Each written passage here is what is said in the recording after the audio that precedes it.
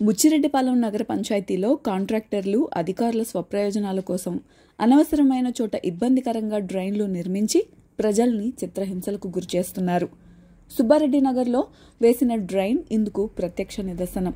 స్థానికులు అభ్యంతరం వ్యక్తం చేసి అవతల వైపు డ్రైన్ లేదు కాబట్టి అవతల వైపు డ్రైన్ నిర్మించాలని చెప్పినా కమిషనర్ చంద్రశేఖర్ రెడ్డి వారి మాటలను పెడచెవిన పెట్టి పోలీసులను బందోబస్తుగా ఉంచి పాత డ్రైన్ను తొలగించి నూతనంగా అదే చోట రోడ్డుకి 2 అడుగుల ఎత్తులో డ్రైన్ను నిర్మించారు.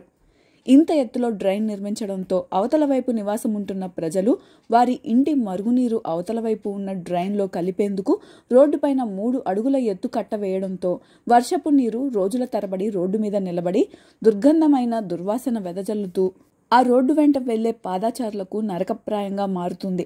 అంతేకాక ఆ మార్గం గుండా కార్లు వెళ్లేందుకు వీలు లేకుండా 3 అడుగుల కట్టలు వేయడంతో కార్లకు కింద భాగం దెబ్బతిని రిపేర్లు వచ్చి పలు వాహనాల యజమానులు వేల రూపాయలు ఖర్చు చేయాల్సి రావడంతో అక్కడ కారు యజమానులు లబోదిబోమని మొత్తుకుంటున్నారు.